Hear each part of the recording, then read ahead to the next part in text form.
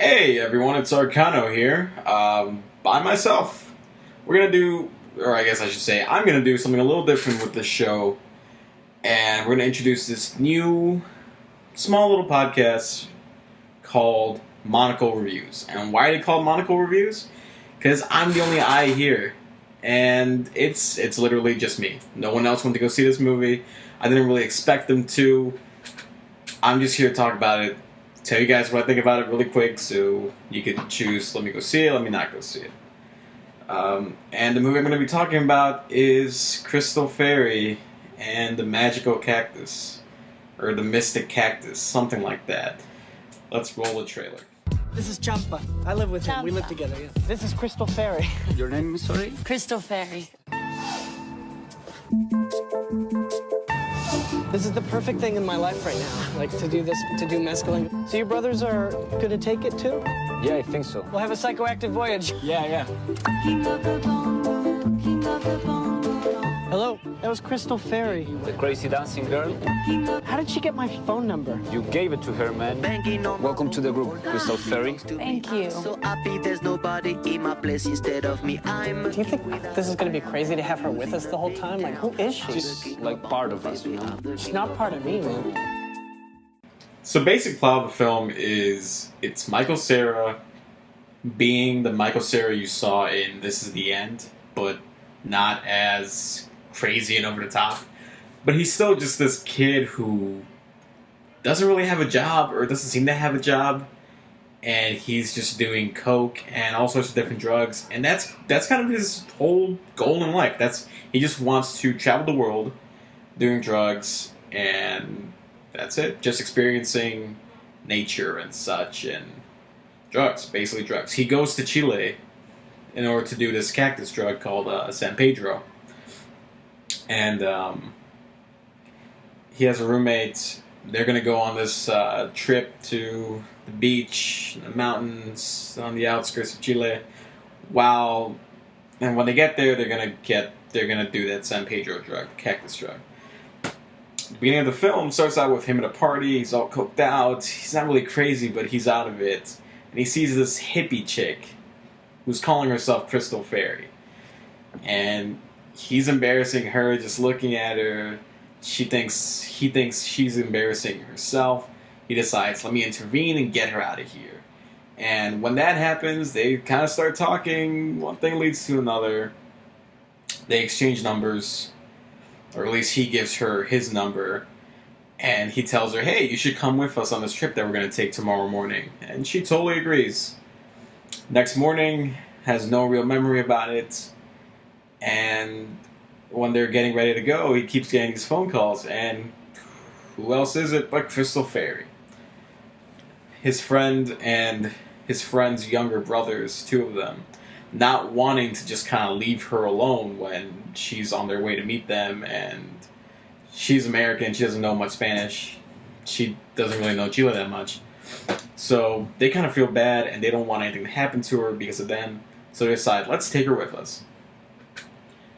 And that's the rest of the movie. It's them just traveling, trying to find this cactus, and then doing drugs at the beach. And that's like the last part of the film. That's the last 20 minutes. It's a very, very simple story, I guess. And it's very... part of it tries too hard to be an indie... almost like a mystical, magical white person film with Crystal Fairy, as opposed to your mystical, magical black man that you would usually see. It tries to be that. At the same time, there's a moment in the film where there's this really strange joke / jump scare.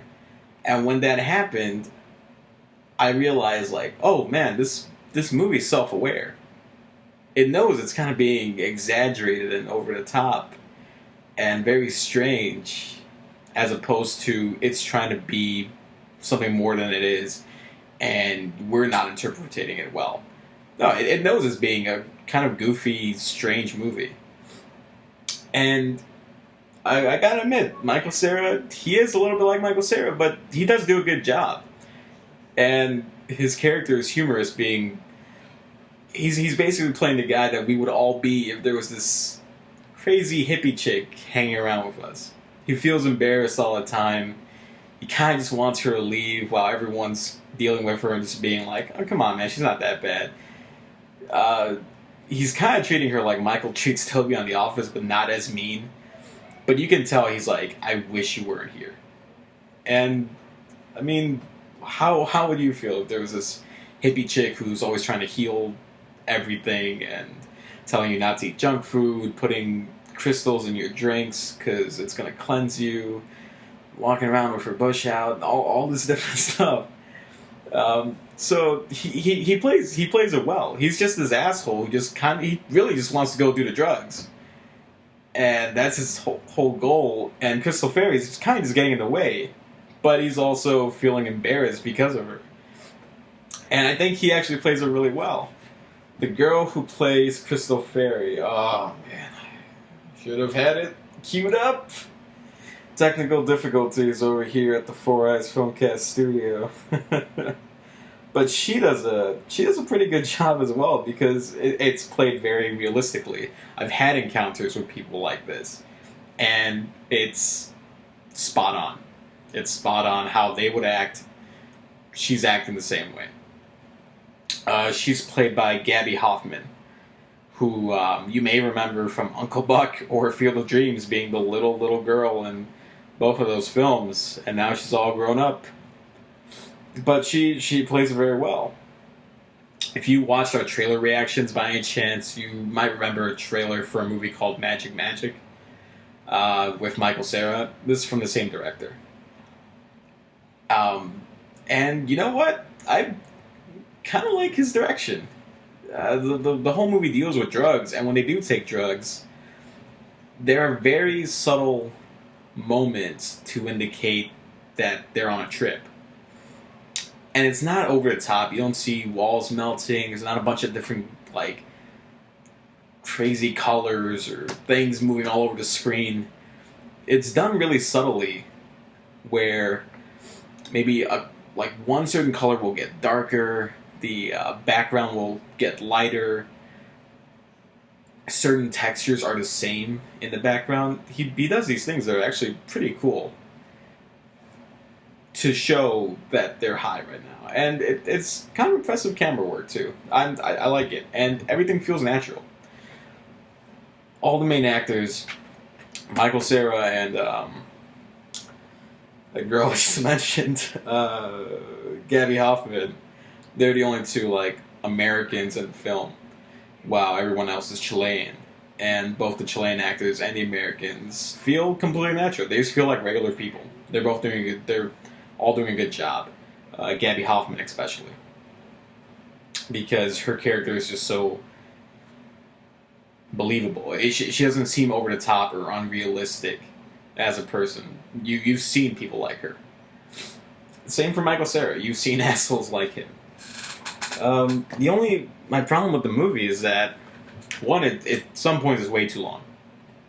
Like, they could have cut it down, and we're just watching scenery. Like I said, it sometimes does seem like it's being too indie with music and stuff like that, which I like the soundtrack, but it just felt too heavy-handed. Same with the message of the movie. They weren't trying to, like, oh, thank you, Crystal Fairy, you have fixed us, and now we're gonna live better lives.